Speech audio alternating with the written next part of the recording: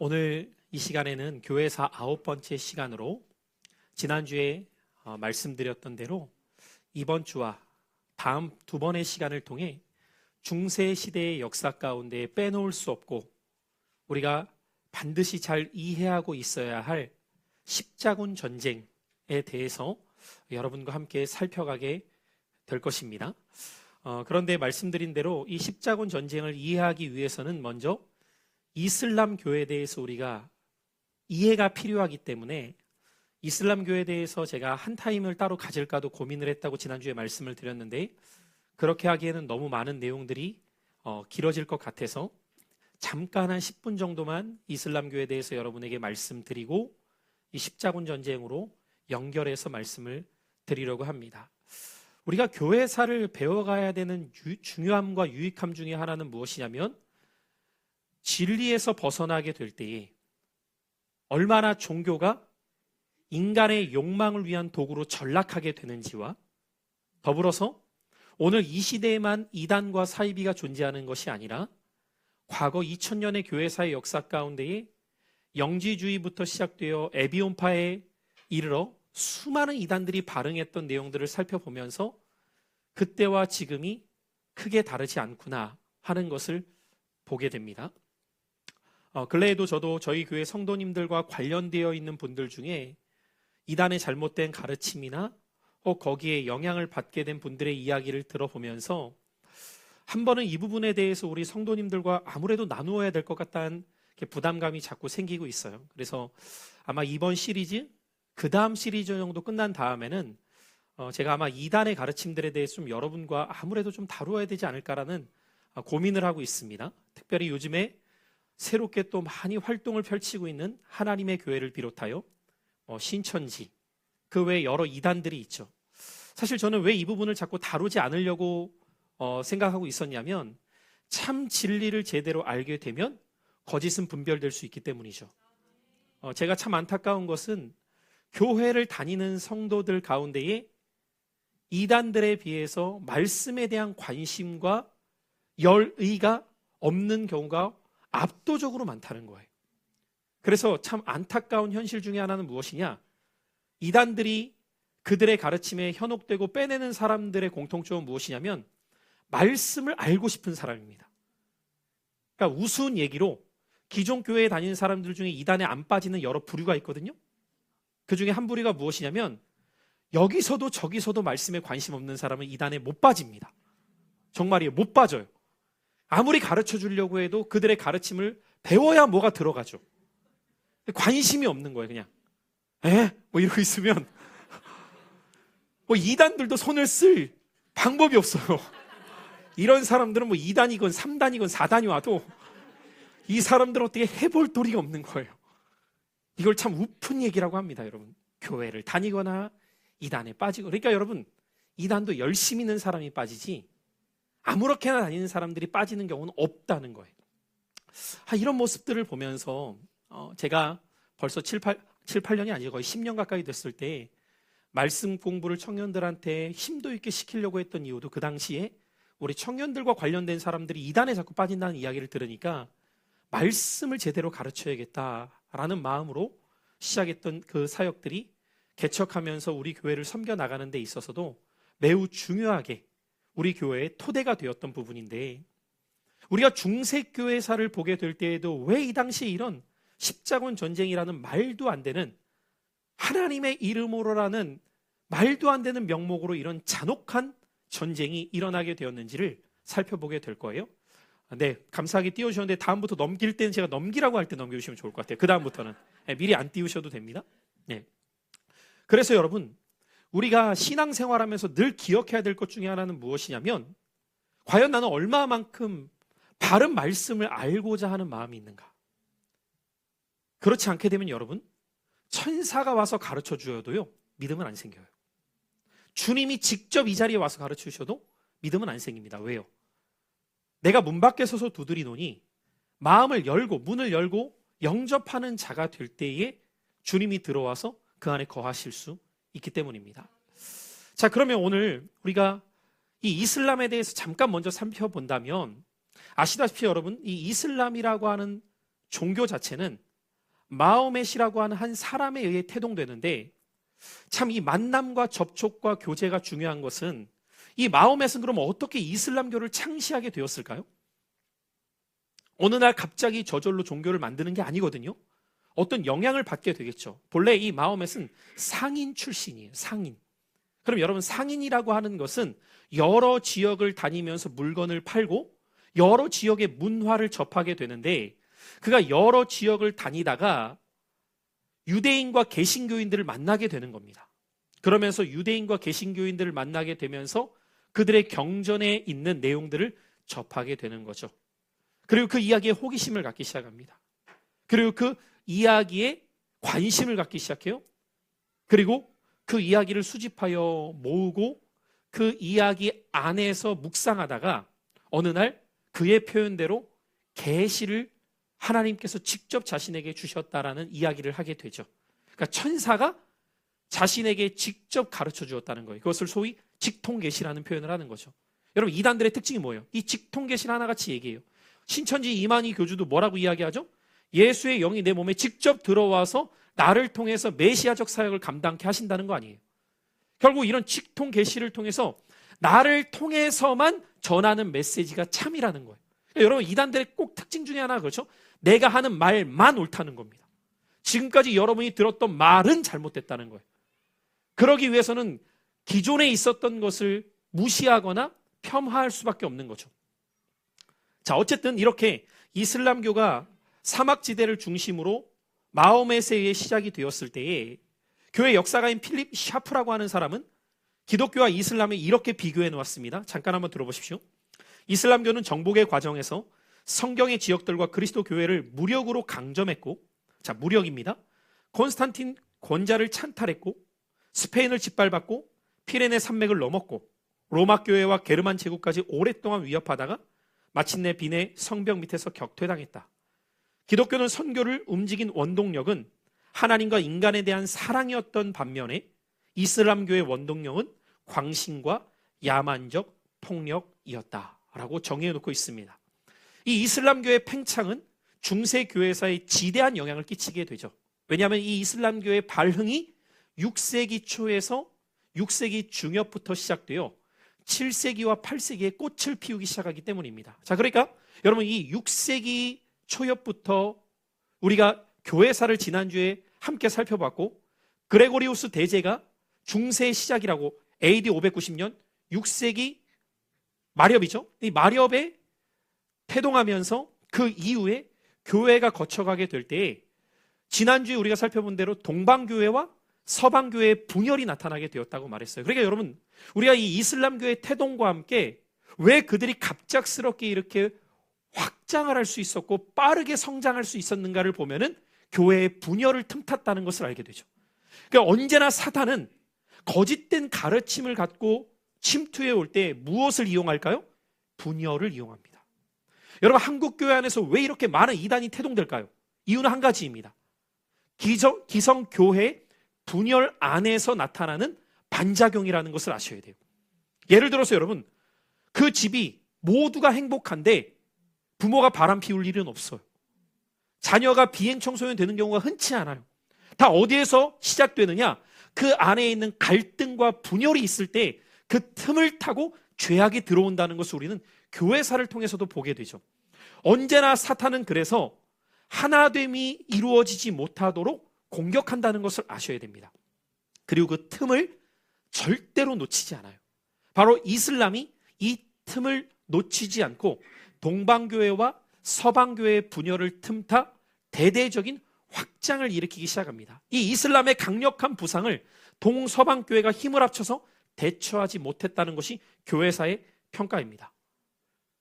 지난주에 우리가 살펴봤던 것처럼 니케아 콘스탄티노플 이 신조 가운데 그 한마디 문구 때문에 필리오케 논쟁이라고 말씀드렸죠. 이 필리오케 논쟁으로 인하여서 동방교회는 서방교회를 어떻게 대하기 시작하느냐? 이슬람보다 더 해악한 무리로 보기 시작해요. 이슬람보다 더 해악한 무리. 그리고 서방교회는 또한 동방교회를 이제 어떻게 보기 시작하느냐? 상종하지 못할 대상들. 완전히 척을 지게 된 거예요. 이것이 11세기 초엽에 나타난 1054년 동서방교회의 분열입니다. 그 전부터 점차적으로 징조를 보이다가 완전히 등을 돌려 갈라서게 된 때가 11세기 초라는 것을 기억하시면 돼요. 그리고 이때 바로 이슬람의 대대적인 확장이 함께 일어나고 있었다는 거죠. 자, 이렇게 대대적인 이슬람의 확장 가운데에서 이제 점차적으로 어떤 문제가 생기게 되냐면 영토의 분쟁이 일어날 수밖에 없었던 거죠. 왜요? 확장이라는 것은 그냥 종교의 확장만이 아니라 이슬람은 정복을 하면서 확장하고 있었기 때문에 땅을 점령해 들어오기 시작하는 겁니다. 그래서 저 동방에서부터 시작된 이슬람교의 발흥이 점차적으로 서방으로 나아가기 시작하면서 동방교의 접경지까지 이슬람의 세력이 확대되기 시작했고, 더 큰 문제는 무엇이냐면 이렇게 확대되는 이슬람의 힘 앞에 동방교회가 대처할 힘이 없었다는 겁니다. 이런 상황 가운데에서 우리가 십자군 전쟁을 함께 생각해 보려고 하는 거예요.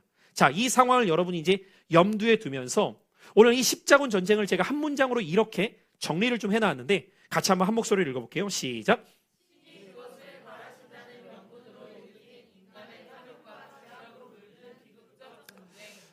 여러분, 겉으로는 하나님의 이름으로 해요. 그래서 여러분, 이 당시에 종교회의를 통해 그곳에 모여 있었던 사람들이 데우스 로 불트, 데우스 로 불트를 외치기 시작합니다. 이 데우스 로 불트가 우리말로 번역하면 신이 그것을 바라신다. 신이 그것을 바라신다. 그것은 뭐였을까요? 전쟁입니다. 이 전쟁은 누구를 향한 전쟁이었을까요? 이슬람을 향한 전쟁이었습니다.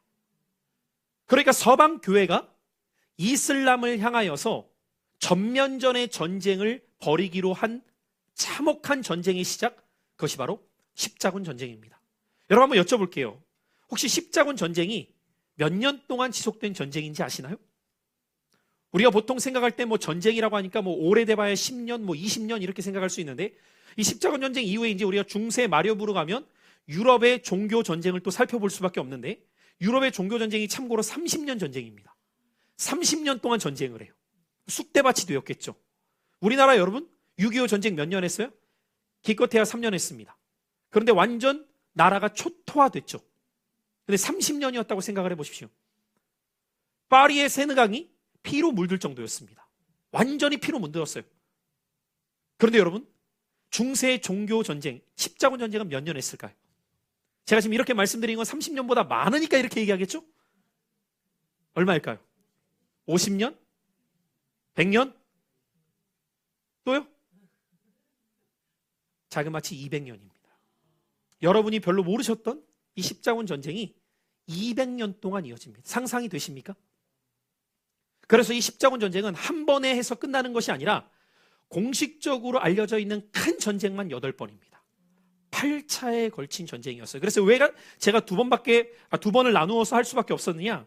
오늘 한 번은 이 십자군 전쟁의 큰 틀에 대해서 여러분에게 이야기하고, 또 한 번은 8차를 다 다룰 수가 없잖아요.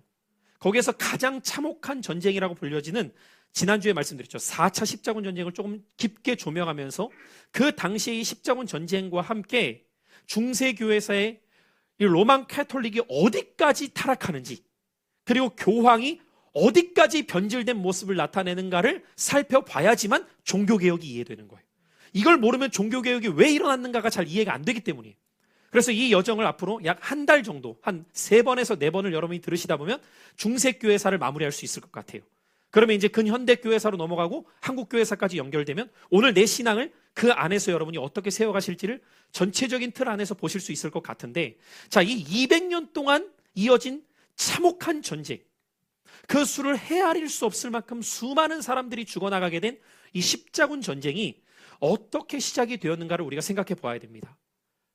세계사적으로 두 가지 측면에서 우리는 그것을 볼 수 있습니다. 먼저 대외적 의미에서의 십자군 전쟁의 의미와 내적인 의미에서의 요인이 무엇인지. 자, 다음 PPT를 한번 보시면 먼저 이 십자군 전쟁의 외부적 요인이 있어요. 두 가지인데 첫 번째 한번 읽어보겠습니다. 시작.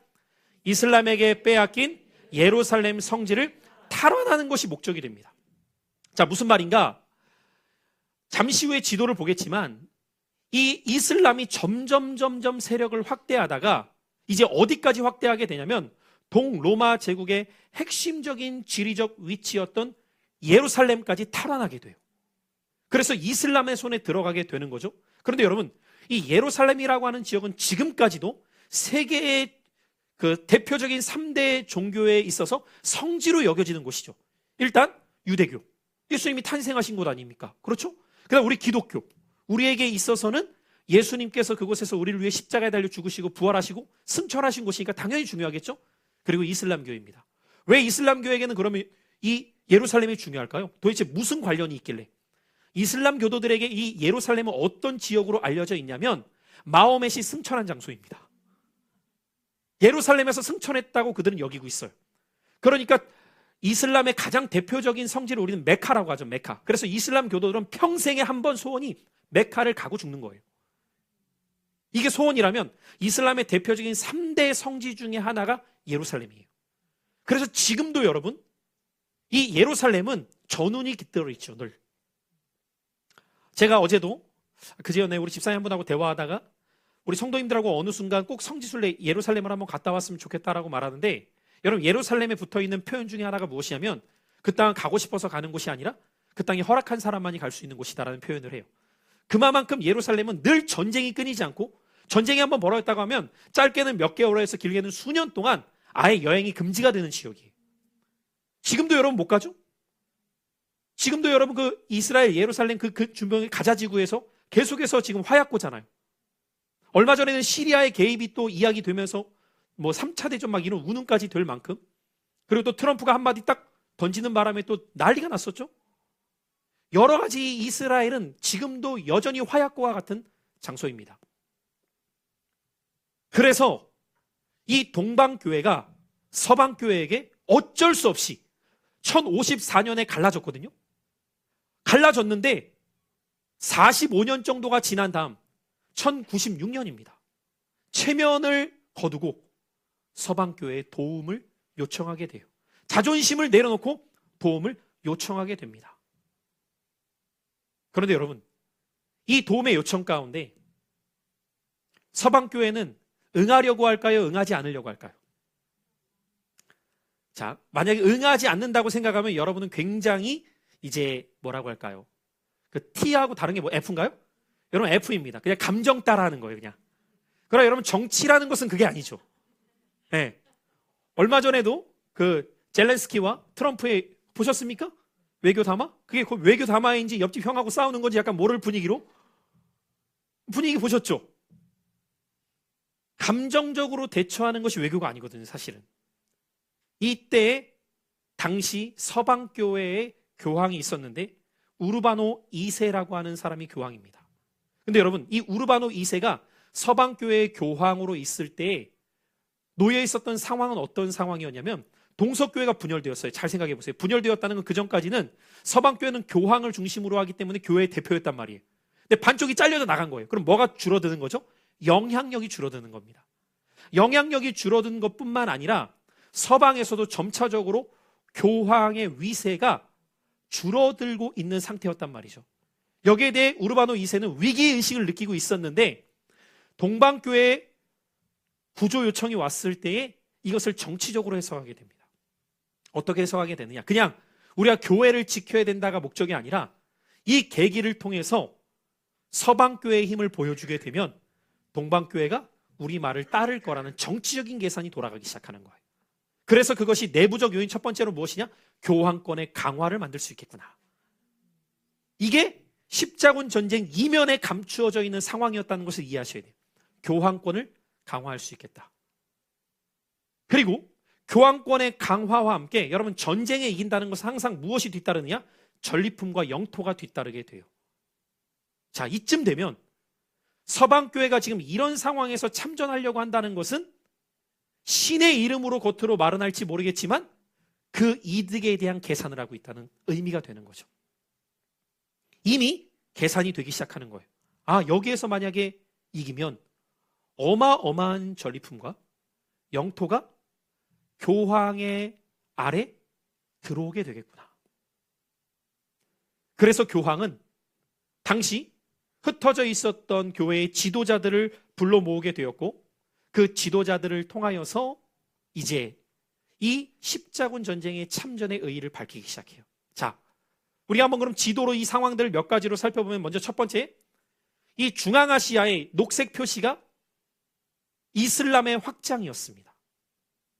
이 중앙아시아를 차지하던 이슬람의 셀주크 투르크족이 이제 예루살렘까지 차지하게 되었을 때에, 예루살렘을 차지한 다음에 이 전까지도 이슬람과 유대교와 기독교인들이 혼재해서 예루살렘에 살고 있었어요.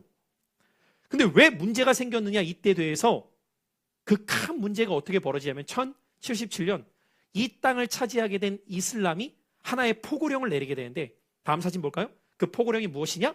성지순례를 금지시켜버립니다.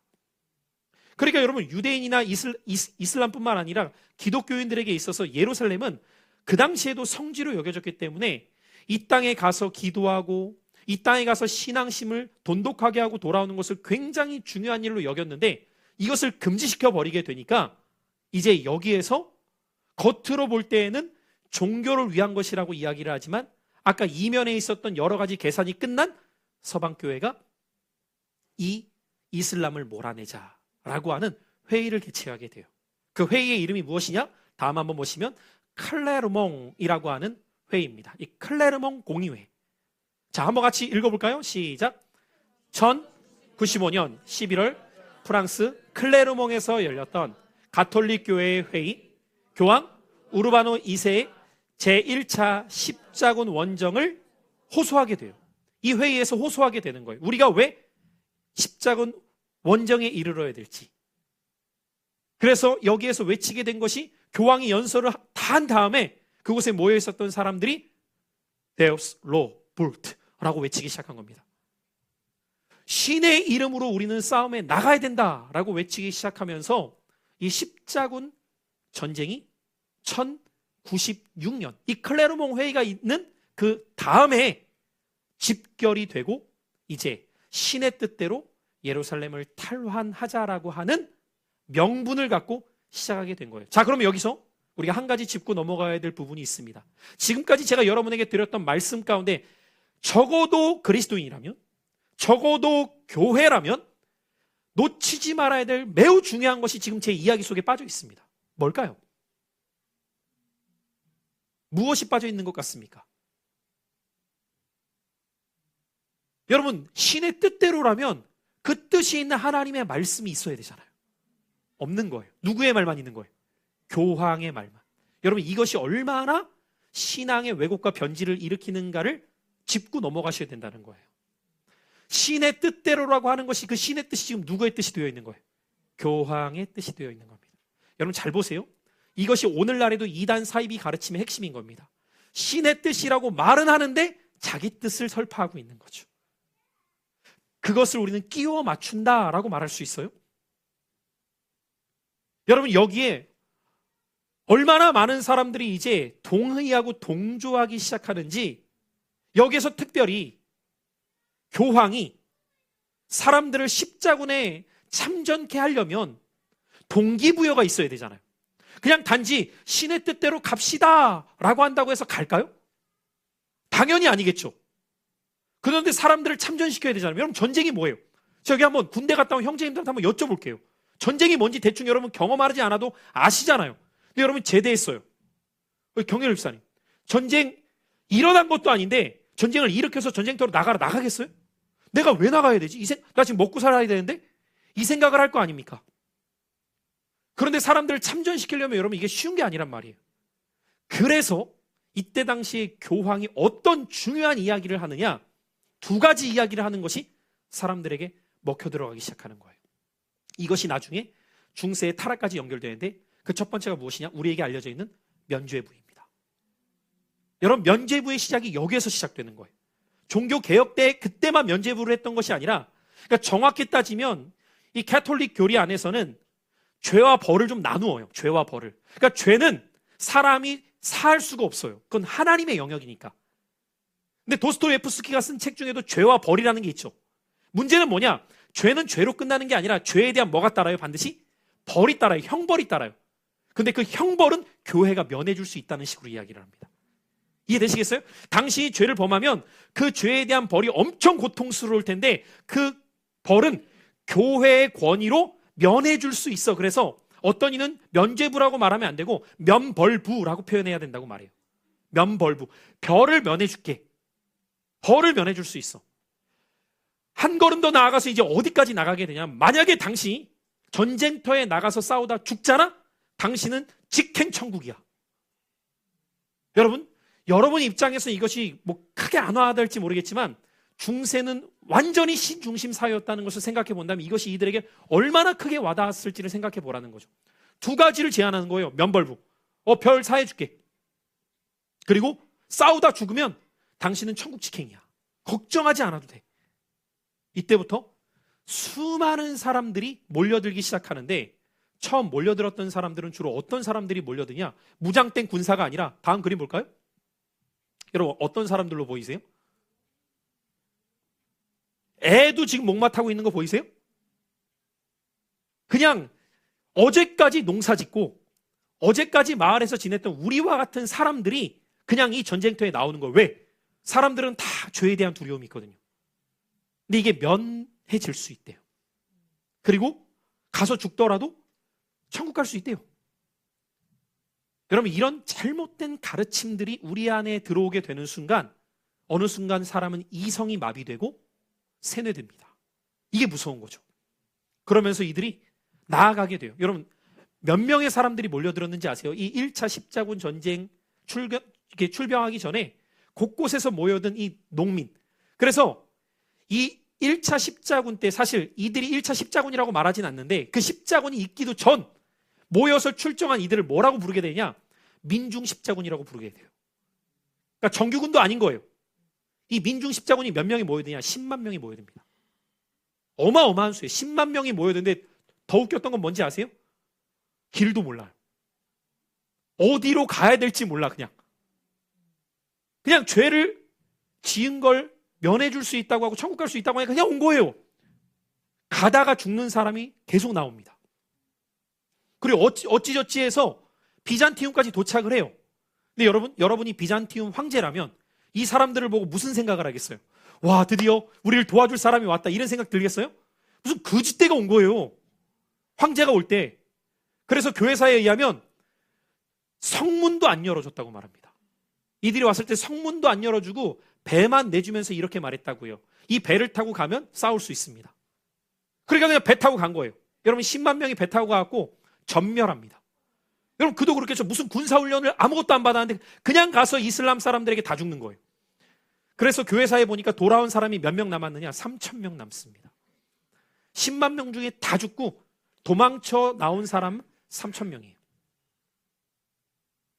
그리고 이제 이들이 이렇게 죽임당하고 있을 때 정규군이 조금씩 준비된 다음에 드디어 그 정규군이 출정하게 되는 것을 1차 십자군 정규군이라고 우리가 말하게 되는데, 자, 그 다음 그림을 한번 보시면 이 1차 십자군 정규군이 몇 명이 모이게 되느냐? 프랑스, 이탈리아, 영국 같은 나라를 중심으로 귀족들이 이끄는 군병들, 사병들을 중심으로 모여진 이 1차 정규군이 약 6만 명이 모이게 되어서 출정식을 갖게 돼요. 근데 여러분 6만이라고 하는 군대 수는 굉장히 많은 수죠. 그러니까 비잔티움 제국 황제가 이 6만 명을 보고 이번에 또 놀랍니다. 왜 놀랄까요? 얘네들이 땀만 먹고 우리를 공격하면 다 무너질 수 있다는 생각을 갖는 거예요. 그래서 이 1차 십자군과 함께 계약 동맹을 체결하게 되는데 그 계약 동맹이 무엇이었느냐? 당신들의 필요한 모든 물자는 우리가 지원하겠다. 그리고 당신들이 그곳에서 얻는 모든 것들은 가져가라. 다만 영토는 우리 거다. 자, 십자군 입장에서도 크게 손해볼 건 없어요. 왜? 어차피 자기들은 서방으로 돌아가야 되니까. 그 땅은 동방에 속한 땅이니까.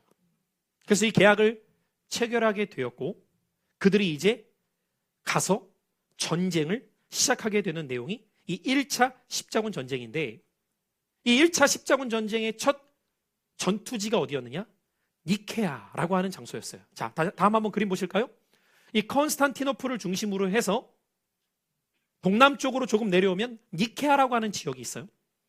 이곳에서 전쟁을 벌이게 되는데 당시 이슬람도 만반의 대비를 하고 있었기 때문에 치열한 전쟁이 일어나게 됩니다. 이곳에서 얼마 동안 전투가 치러지게 되느냐? 7주간 동안 치러지게 돼요. 그러니까 예를 들어서 우리나라 뭐 안시전 전투 이런 걸 생각해 보면 이 전투가 얼마나 치열한 기간이었는지를 알 수 있겠죠. 7주 동안 치열하게 전투가 일어나다가 점차 기세가 십자군 쪽으로 가게 돼요. 그도 그럴 것은 십자군은 정예군이 온 겁니다.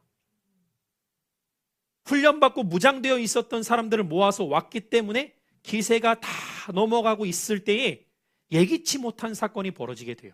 어떤 사건이 벌어지게 되냐면 자기들이 이제 다 이겨서 깃발만 꽂으면 되는데 깃발 꽂으려고 했더니 깃발이 꽂혀 있어요. 누가 꽂았을까요? 이 깃발을 먼저 누가 꽂았을까요? 네, 비잔티움 제국의 황제가 사람들을 시켜서 먼저 꽂습니다. 그러니까 지금 십자군한테 도와달라고 해놓고 싸움은 십자군이 다 해놓고 이제 이겨서 꽂을 때 되니까 자기들이 먼저 갖다 꽂은 거예요. 우리 거야 라고. 자, 이건 무슨 상징적 의미죠? 나 너희 못 믿어 이겁니다. 이해되십니까 여러분? 그러니까 시작부터 어긋난 전쟁인 거예요. 왜냐? 뭐 신의 이름으로 라고 겉으로 표현을 하는데 결국 영토를 차지하기 위한 자신들의 욕망을 위한 전쟁이라는 것을 여기서부터 보여주기 시작하는 거죠. 그럼 여러분 지금 십자군은 기분이 당연히 상하죠. 우리를 믿지 못하는 놈들을 위해 우리가 목숨 걸고 왜 싸워야 돼? 이제 이쯤으로 되는 거예요.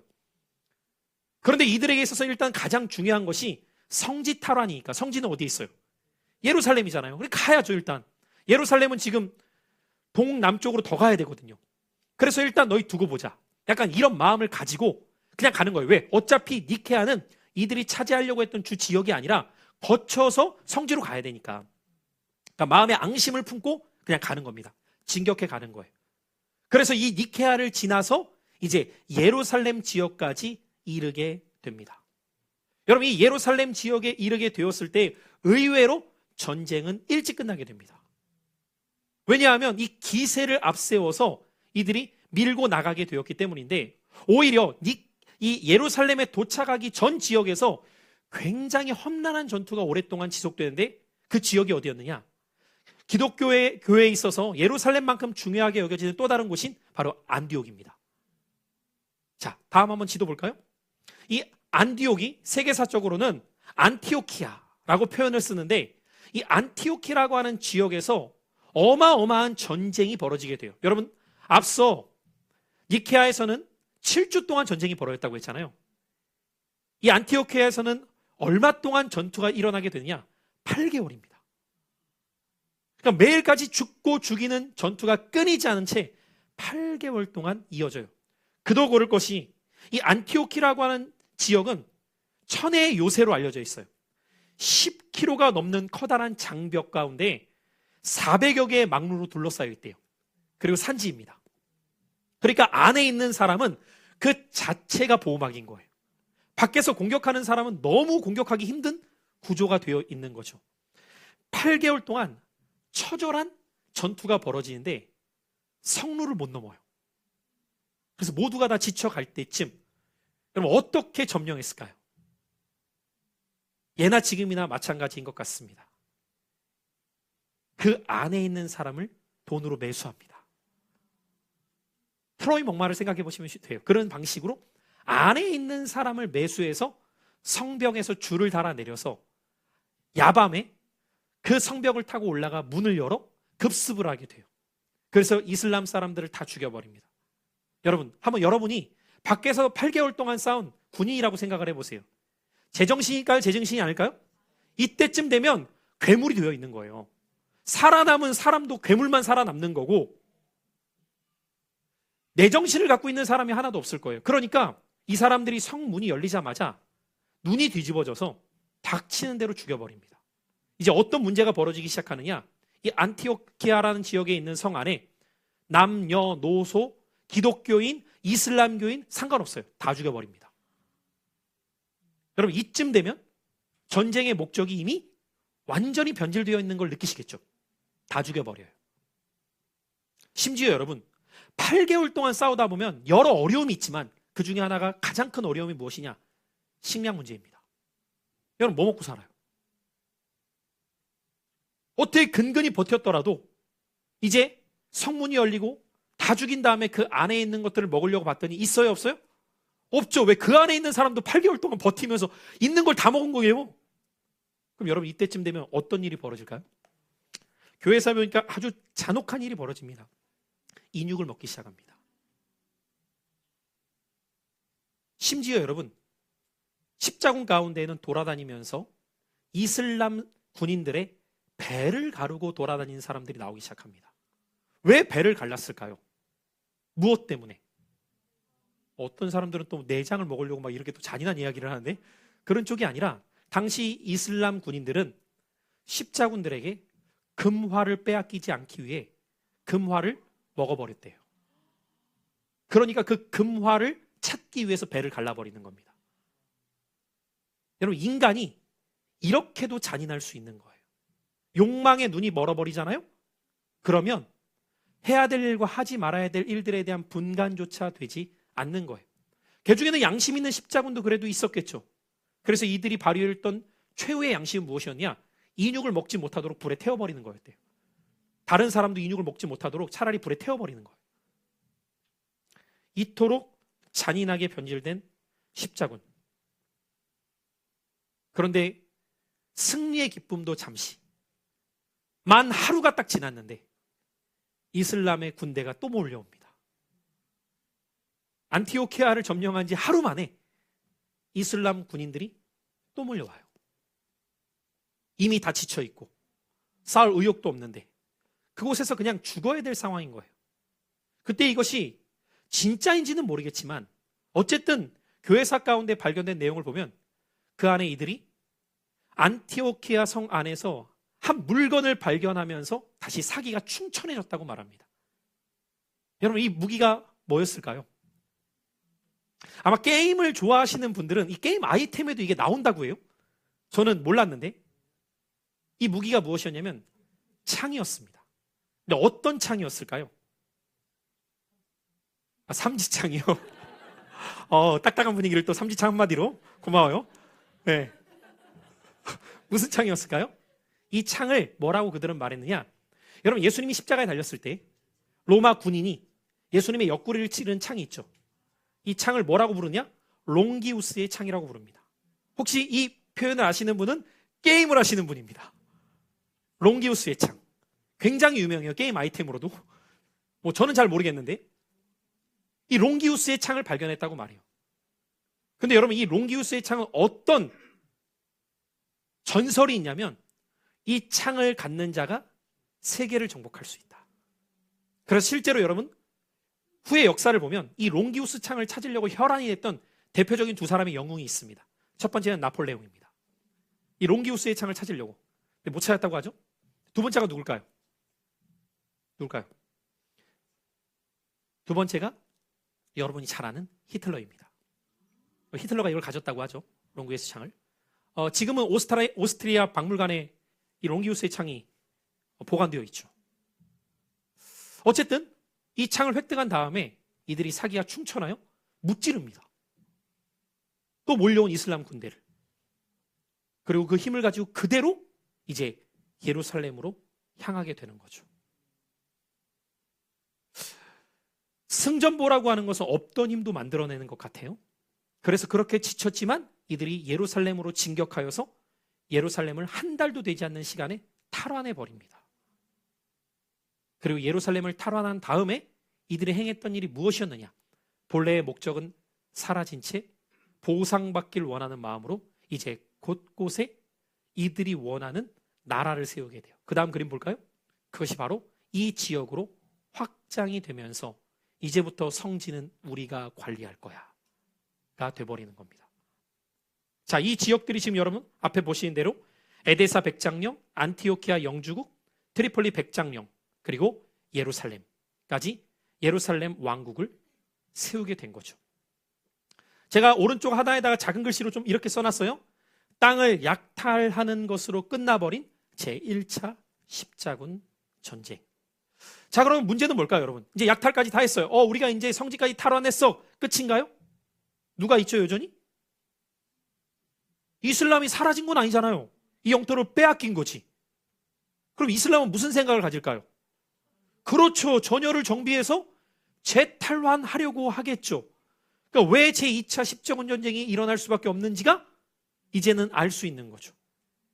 이렇게 내몰았지만 제1차 십자군 원정의 목표는 성지 탈환이었어요. 그러니까 이들이 공격하는 입장이었어요. 근데 앞으로 이어질 제2차 십자군 전쟁부터는 어떤 위치일까요?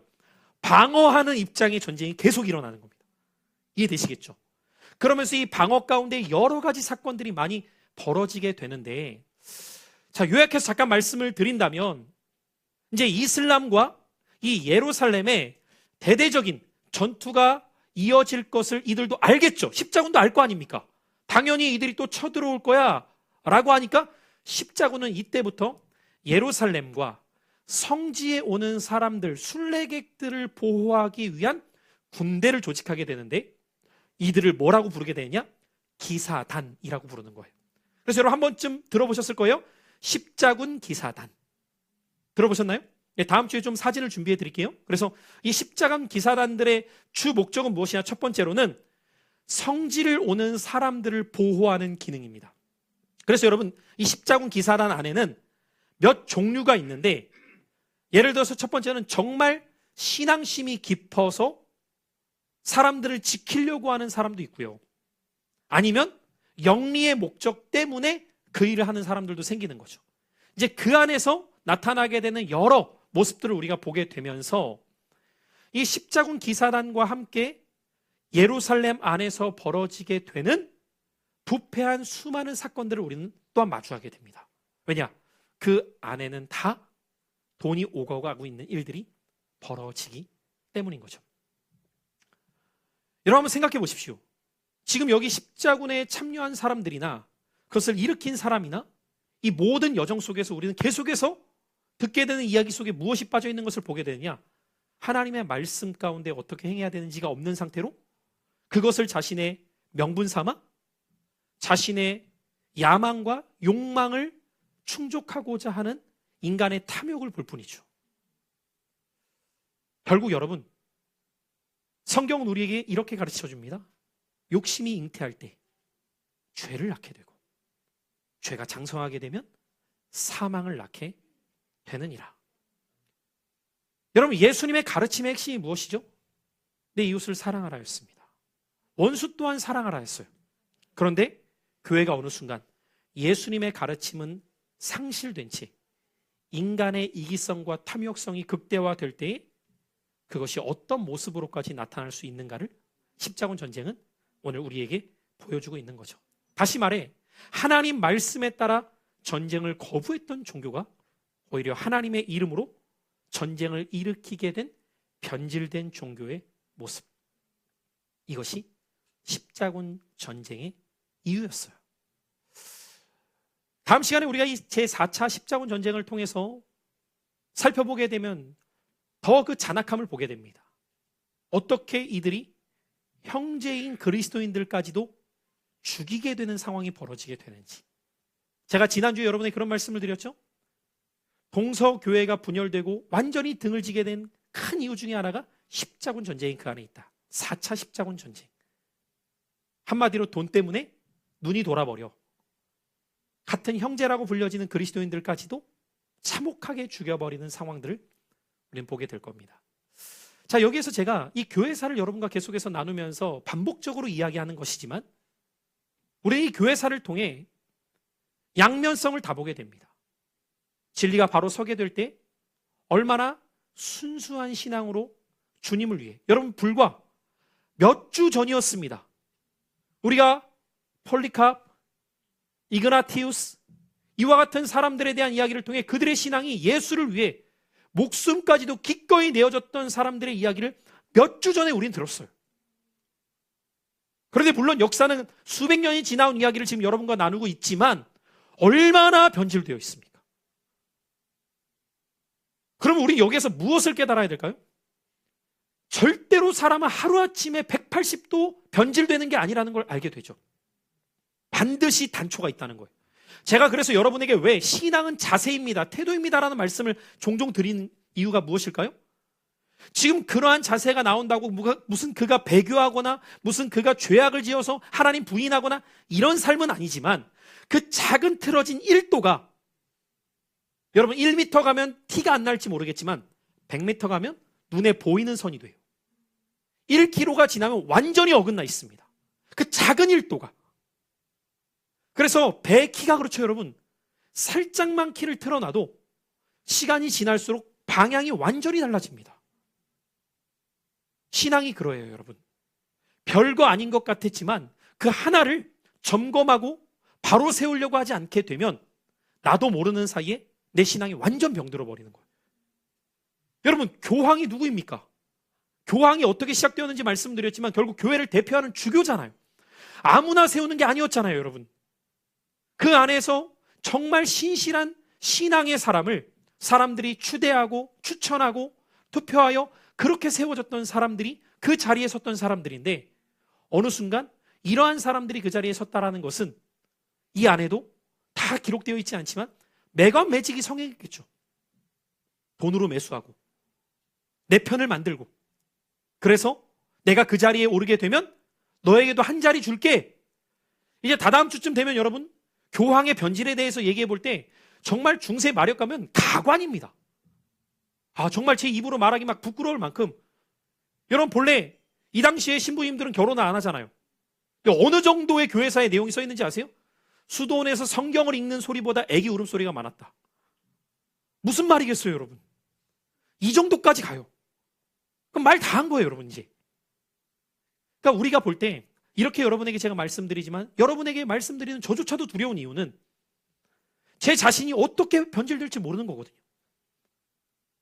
우리가 한국교회 안에서도 교회의 아픔과 어떤 성직자가 되었던 사역자가 되었던 성도님이 되었던 누가 되었던 어떤 변질된 모습을 볼 때 처음부터 그럴까? 분명히 어떤 계기가 있겠죠. 그리고 그 작은 하나의 틀어짐이 교정되지 않고 회개하지 않았을 때 어디까지 병들어갈 수 있는가를 교회사가 너무도 정확하게 우리에게 가르쳐주고 있는 거죠. 그래서 사실 교회의 아픔이요, 교회의 민낯, 어떤 면에서는 지금도 여러분 이 십자군 전쟁으로 인하여서 어떤 교회사학자는 이렇게까지 말합니다. 십자군 전쟁은 끝났지만 그 아픔은 여전히 지속되고 있다. 여러분 왜 이렇게 오늘 이 시대의 기독교와 이슬람이 완전히 등을 지고 못 잡아먹어서 안달일까요? 그 핵심적인 사건이 십자군이에요. 이때부터 시작된 그 피비린내 나는 전쟁이 죽고 죽이게 되었던 이 사건들이 오늘까지 이어져 오고 있는 거 아닙니까, 결국? 그러므로 여러분, 오늘 우리가 하나님 앞에서 나에게 말씀이 어떤 의미인지 다르게 표현해 볼게요. 말씀이 없을 때 인간은 어디까지 타락할 수 있을까요? 기준이 없으니까. 마치 사사시대 같지 않아요, 여러분?